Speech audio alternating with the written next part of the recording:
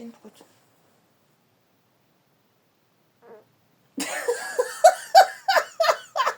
Ouais, c'est vrai.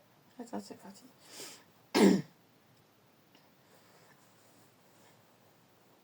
Beauté à toutes et à tous. Je vais commencer par la séance d'ouverture et puis ensuite nous allons commencer cette nouvelle vidéo. Donc, je commence. J'aime voir la beauté de l'humain, le sacré, présent qui passe pour le futur de la vie. Prendre soin de tous, telle est la mission du divin. Je vous remercie, vous aussi, énergie du mal. Grâce à vous, nous connaissons la frontière. Annexion au pinceau.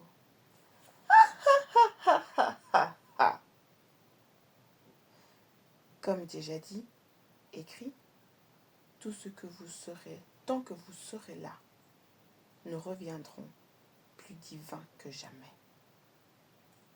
Ok, on commence.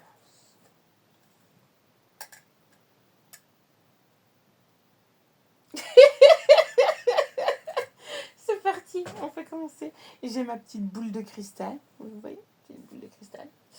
Alors, la boule de cristal ici, petite parenthèse, ça s'appelle comment ça? C'est du sodalite bleu. Sodalite bleu, qui est très proche du lapis lazuli. Il faudrait que je regarde la formule chimique, mais je peux faire des trucs avec ça. Avec mon nouveau graveur et tout, t'as vu? On est ensemble. Sur ce, je vais commencer. Un petit coup. En plus, j'ai la dalle, putain, c'est une dinguerie. Ouais. Désolée, mais j'ai pas des super draps. J'ai pas les moyens de m'acheter un lit à plus de 3000 euros ou des draps à plus de 100 euros le drap. Avec les moyens du bord, on se débrouille. Ok. Donc là, ici, je vais faire une précision sur la vidéo précédente. Il y a deux petites corrections à faire qui sont intéressantes. Je m'en suis dit, après avoir regardé la vidéo, je me dis, mais elle est bonne, hein. Enfin, chacun va faire son interprétation comme il en a envie. C'est l'objectif aussi. Mais il y a, selon moi, c'est tout à fait juste. Et même les petites erreurs qui ont été faites, finalement, sont extrêmement justes. Alors, je me dis, ah ben, j'étais bien accompagnée pour faire cette vidéo. C'est exactement ça. Mais les précisions, ici, quand même, je rappelle. Donc, je fais ma petite fiche de route. C'est plus facile. Donc, le père d'Aurore, en fait, quand je disais que la reine, la quatrième fée, celle qu'ils appellent Maléfique dans Disney, est vraiment l'élue dans le sens où, en fait, c'est son royaume. On lui a volé son royaume. On lui a usurpé son royaume. Voilà pourquoi elle n'est pas contente. Et voilà pourquoi ils ne l'ont pas invitée, surtout. Et surtout pour ça qu'il a, en fait, dans le conte, il a beaucoup de mal, et finalement aussi dans Disney, il a beaucoup de mal à avoir Aurore parce que c'est un homme qui est presque stérile. Donc on parle bien des Yamnaya. Primo. Donc en fait, ils disent que Aurore est maudite, que c'est Maléfique qui maudit Aurore, mais en fait c'est faux. C'est le roi lui-même qui maudit Aurore. Parce qu'il a volé le trône.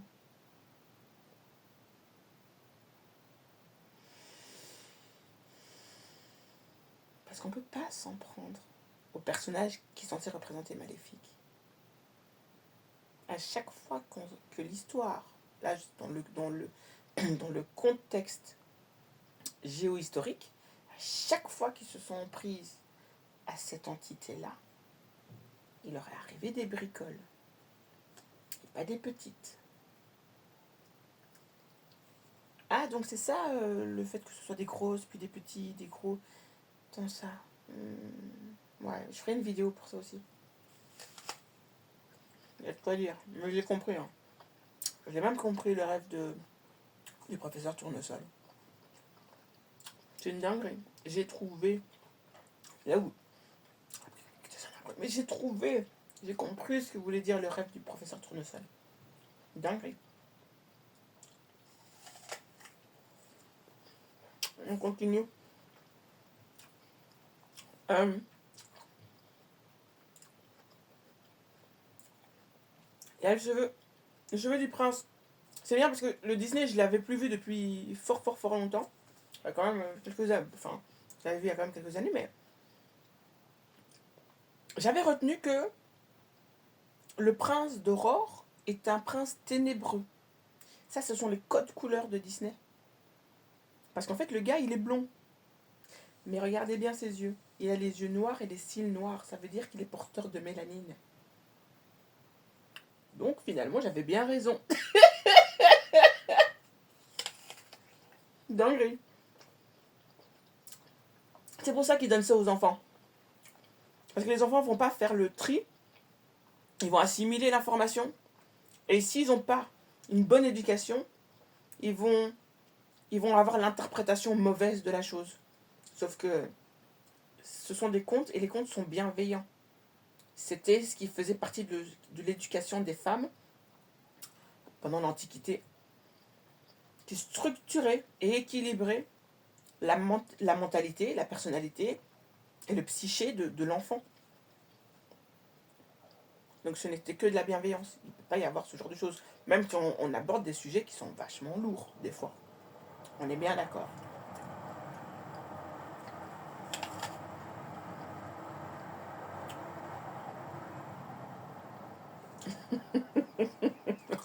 Bon, je continue. Un autre exemple que je trouvais super intéressant à parler, c'est dans Zelda, le jeu. Il y a quelqu'un qui a tapé le jeu sur YouTube. Je trouve ça génial parce que les codes couleurs, les messages et les symboles qui sont dedans, franchement, c'est un jeu avec lequel j'ai joué quand j'étais plus jeune. J'ai tout retenu, j'ai tout bien compris en fait. C'est peut-être pour ça que je suis douée chouchou. Et donc, du coup, dans le jeu, dans Zelda 1, sur la Super Nintendo,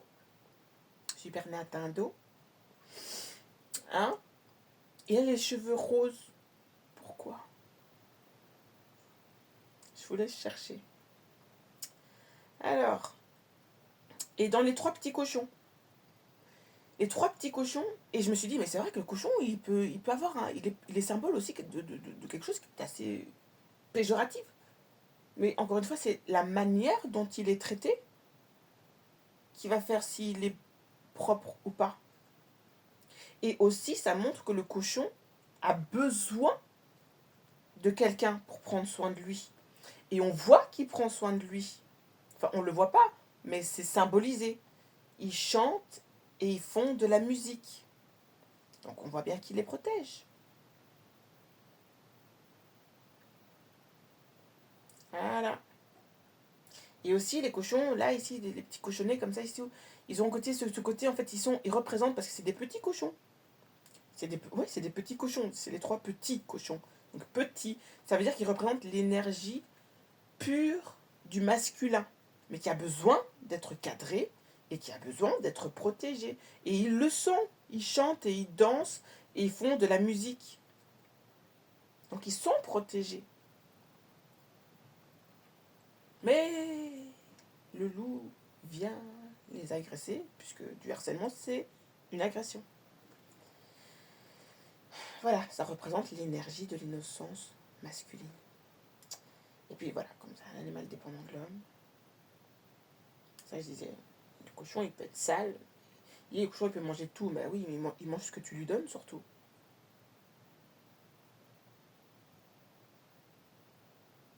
Tu vois? Ça représente bien l'énergie masculine, quoi. L'énergie masculine, il faut en prendre soin aussi. Il faut prendre soin des hommes. Et c'est la femme qui doit faire ça. Maintenant, si la femme elle a une énergie masculine, elle ne sait pas prendre soin des autres. C'est pour ça que je trouve intéressant et ça fait une excellente transition par rapport à la vidéo qu'on va aborder ici. Vous avez vu le titre, vous avez vu la photo d'introduction, donc vous savez très bien de quoi je vais parler. Et donc je termine par rapport à la vidéo précédente, c'est le petit chaperon rouge, petite précision. Parce qu'il y a plusieurs versions, etc. etc. Hein, les contes Grimm ont repris, mais il y a une version qui était très intéressante et qui du coup aurait dû être reprise, c'est-à-dire ils enlèvent les pare-feux. C'est que le petit chaperon rouge a un panier en paille pour aller se trimballer hors du village.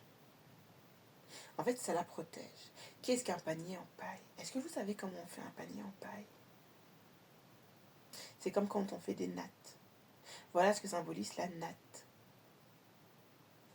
Tu comprends maintenant?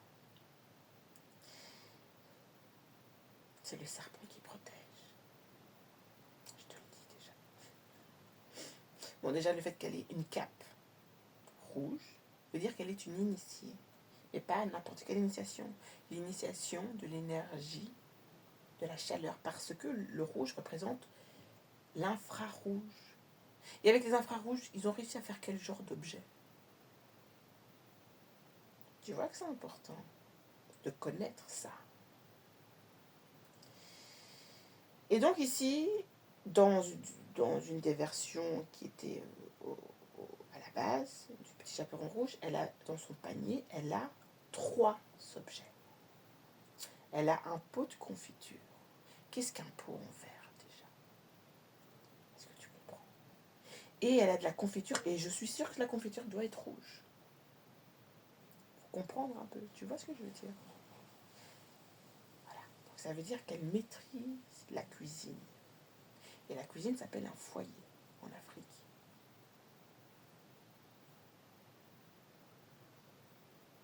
Elle a des galettes. Qu'est-ce qu'une galette?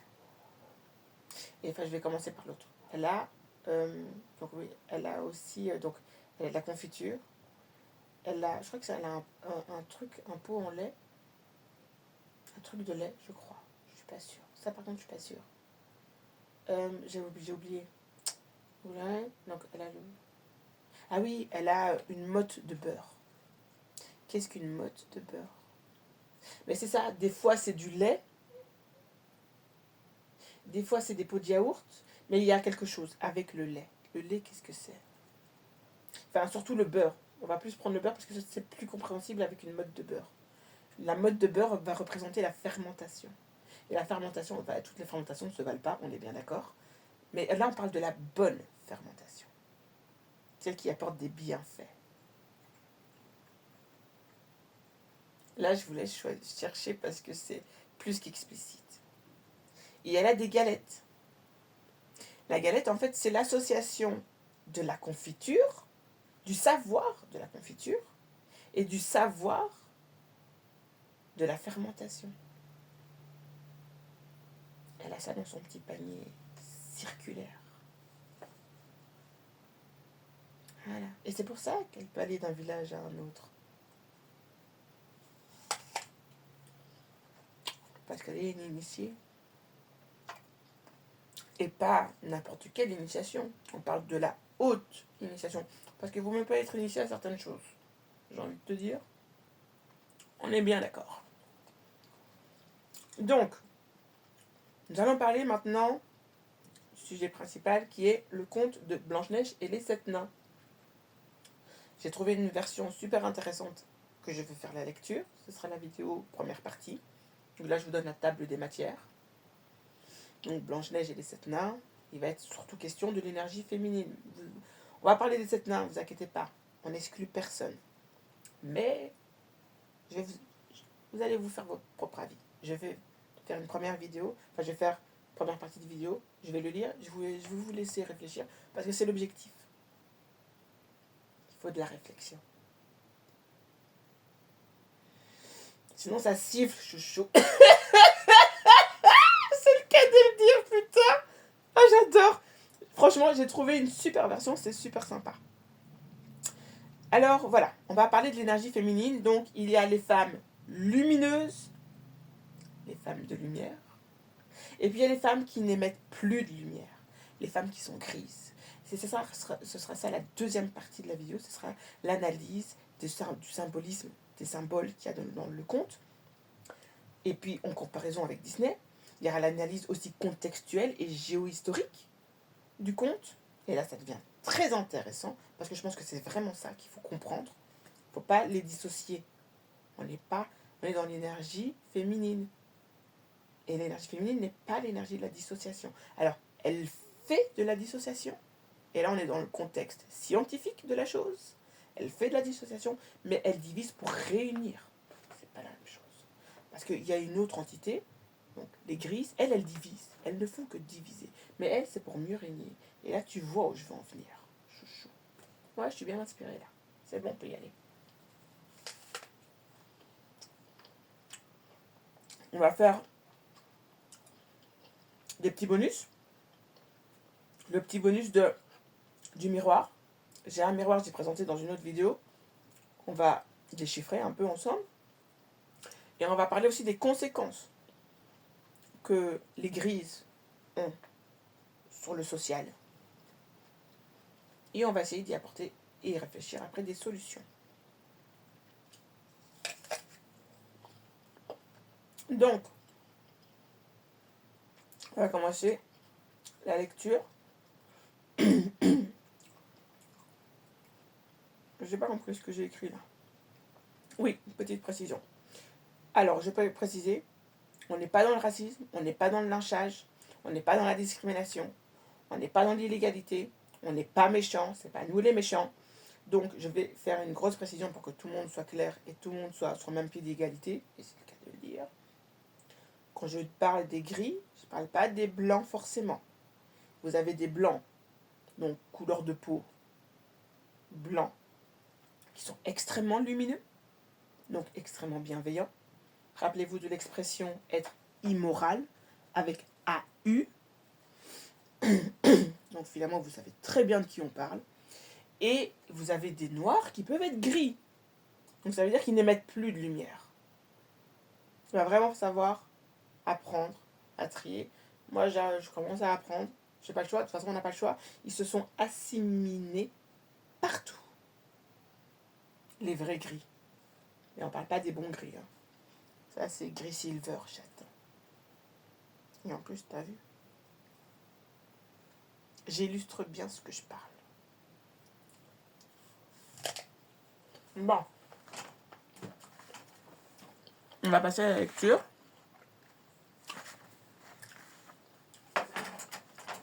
Tu te rappelles de ces lunettes-là?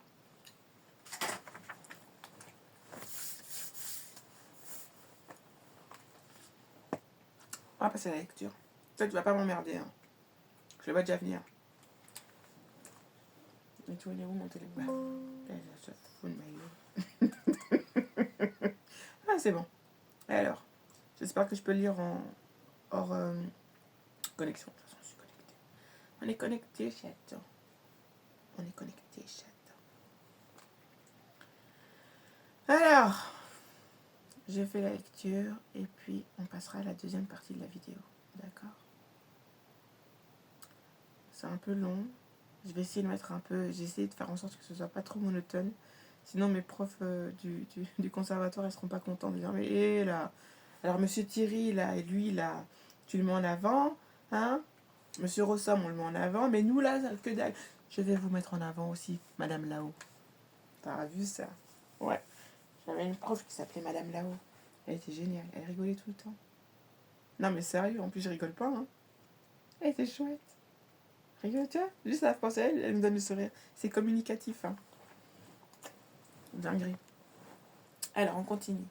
On commence. Blanche-Neige. En plus, c'est même pas Blanche-Neige et les 7 nains.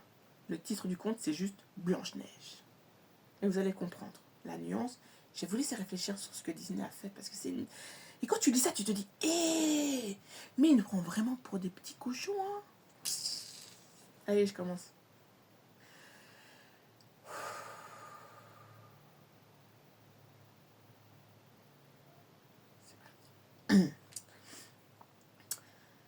Cela se passait en plein hiver, et les flocons de neige tombaient du ciel comme un duvet léger. Une reine était assise à sa fenêtre, encadrée de bois d'ébène, et cousait. Tout en tirant l'aiguille, elle regardait voler les blancs faucons. Elle se piquait au doigt, et 3 gouttes de sang tombèrent sur la neige. Ce rouge sur ce blanc faisait si bel effet qu'elle se dit Si seulement j'avais un enfant aussi blanc que la neige, aussi rose que le sang, aussi noir que le bois de ma fenêtre. Peu de temps après, une fille lui naquit. Elle était blanche comme neige, rose comme sang, et ses cheveux étaient noirs comme de l'ébène. On l'appela Blanche-Neige. Mais la reine mourut en lui donnant le jour. Au bout d'une année, le roi épousa une autre femme. Elle était très belle, mais elle était fière et vaniteuse, et ne pouvait souffrir que quelqu'un la surpassât en beauté. Elle possédait un miroir magique. Quand elle s'y regardait, en disant « Miroir, miroir, joli miroir, qui est la plus belle du pays ?» Le miroir répondait « Madame la reine, sapristi !»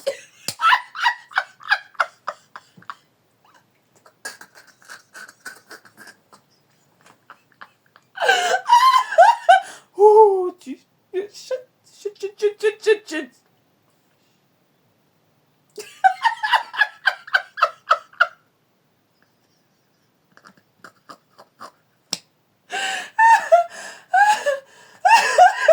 Faut arrêter ça. Ah putain. Ok, c'est bon, désolé. Je reviens. Je reviens.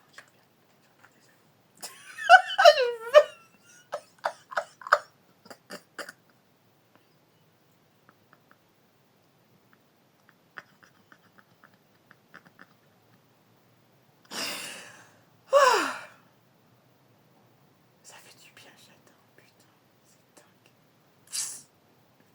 Attends, parce que je vais chialer tellement je rigole. Arrête ça. Faut arrêter ça. Attends, je me reprends. Je répète.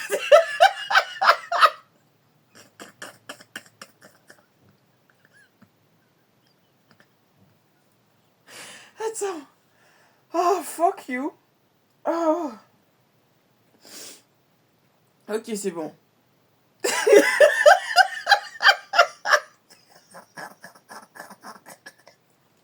Je suis désolée.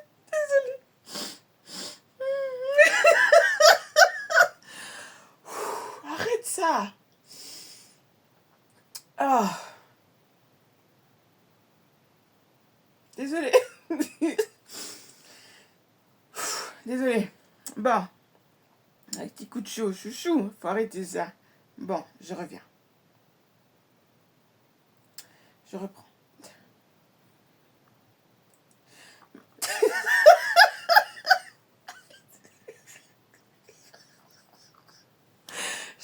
En plus, je suis qu'au début, il faut arrêter ça. Allez, un peu de sérieux maintenant. On fait les choses sérieusement là. Je suis vraiment sérieux. Je fais un travail sérieux là. C'est très instructif, très pédagogique, très... Oh mon Dieu. Arrête ça. Ah. Bon. Madame la reine, vous êtes la plus belle au pays. Ok. Et elle était contente. Ok.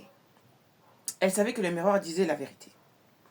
Blanche-Neige, cependant, grandissait et devenait de plus en plus belle. Quand elle eut atteint ses 7 ans, elle était déjà plus jolie que le jour et plus belle que la reine elle-même. Un jour que celle-ci demandait au miroir « Miroir, miroir, mon joli miroir, qui est la plus belle au pays ?» Celui-ci répondit «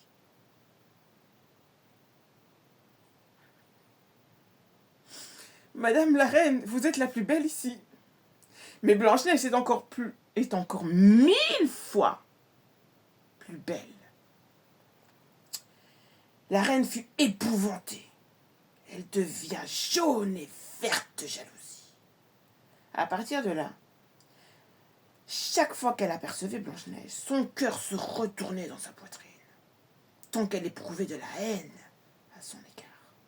La jalousie et l'orgueil croissaient en elle comme mauvaise herbe. Elle en avait perdu le repos, le jour et la nuit. Elle fit venir un chasseur et lui dit emmène l'enfant dans la forêt. Je ne veux plus la voir. Tue-la et rapporte-moi pour preuve de sa mort ses poumons, son foie et son cœur. Le chasseur obéit et conduisit Blanche-Neige dans les bois. Mais quand il eut dégainé son poignard pour en percer son cœur innocent, elle se mit à pleurer et dit « Cher chasseur, laisse-moi la vie. Je m'enfoncerai plus profond de la forêt et je ne rentrerai plus jamais à la maison. » Et parce qu'elle était belle, le chasseur eut pitié d'elle et dit « Sauve-toi, pauvre enfant. » Désolée, j'ai du mal à garder mon parce que là, je suis vraiment dedans, putain, faut se calmer là. Non, c'est bien, hein, ça va. Les bêtes de la forêt auront tôt fait de la dévorer, songeait-il. Et malgré tout, il se sentait soulagé de ne pas avoir eu à la tuer. Un marcassin passait justement. Il le tua de son poignard et prit ses poumons, son foie et son cœur et les apporta à la reine comme preuve de la mort de Blanche-Neige. Le cuisinier reçut ordre de les apprêter et de la méchante femme les mangea, s'imaginant qu'ils avaient appartenu à Blanche-Neige. La pauvre petite, elle était au milieu des bois, toute seule. Sa peur était si grande qu'elle regardait toutes les feuilles de la forêt sans savoir ce qu'elle allait devenir. Elle se mit à courir sur les cailloux pointus et à travers les épines. Les bêtes sauvages bondissaient autour d'elle, mais elle ne lui faisait aucun mal. Elle courut jusqu'au soir. Aussi longtemps que ses jambes purent la porter, elle aperçut alors une petite maisonnette. Et y pénétra pour s'y reposer. Dans la maisonnette, tout était minuscule, gracieux et propre. On y voyait une petite table couverte d'une nappe blanche, avec 7 petites assiettes et 7 petites cuillères, 7 petites fourchettes et 7 petits couteaux, et aussi 7 petits gobelets. Contre le mur, il y avait 7 petits lits alignés, les uns à côté des autres, et recouverts de draps tout blancs. Blanche-Neige avait si faim et si soif qu'elle prit dans chaque assiette un peu de légumes et de pain, et but une goutte de vin dans chaque gobelet, car elle ne voulait pas manger la portion tout entière de l'un des convives. Fatiguée, elle voulut ensuite se coucher. Mais aucun des lits ne lui convenait. L'un était trop long, l'autre trop court. Elle les essaya tous.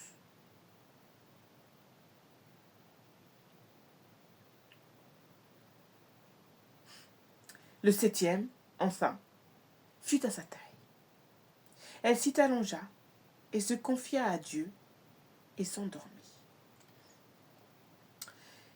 Quand la nuit fut complètement tombée, les propriétaires de la maisonnette arrivèrent. C'étaient 7 nains qui, dans la montagne, autant pour moi, travaillaient à la mine. Ils allumèrent leurs 7 petites lampes, et quand la lumière illumina la pièce, ils virent que quelqu'un y était venu, car tout n'était plus tel qu'il l'avait laissé. Le premier dit « Qui s'est assis sur ma petite chaise ?» Le deuxième « Qui a mangé dans mon assiette ?» Le troisième « Qui a pris mon pain ?» Le quatrième « Qui a mangé mes légumes ?» Le cinquième « Qui s'est servi de ma fourchette ?» Le sixième « Qui a coupé avec mon couteau ?» Le septième « Qui a bu dans mon gobelet ?» Le premier, se retournant, vit que son lit avait été dérangé. « Qui a touché à mon lit ?» dit-il. Les autres approchèrent en courant, et chacun s'écria « Dans le mien aussi, il y a quelqu'un qui s'est couché. » Mais le septième, quand il regarda son lit, il y vit Blanche-Neige endormie. Il appela les autres, qui virent bien et vite poussèrent des cris étonnés. Ils prirent leurs 7 petites lampes et éclairèrent le visage de Blanche-Neige. « Seigneur Dieu !» sapristi. Putain, je peux arrêter ça. Seigneur Dieu, s'écrièrent-ils, que cet enfant est joli. Ils eurent tant de joie qu'ils ne l'éveillèrent pas et la laissèrent dormir dans le petit lit. Le 7e Zéna coucha avec ses compagnons 1 heure chacun, et puis la nuit passa.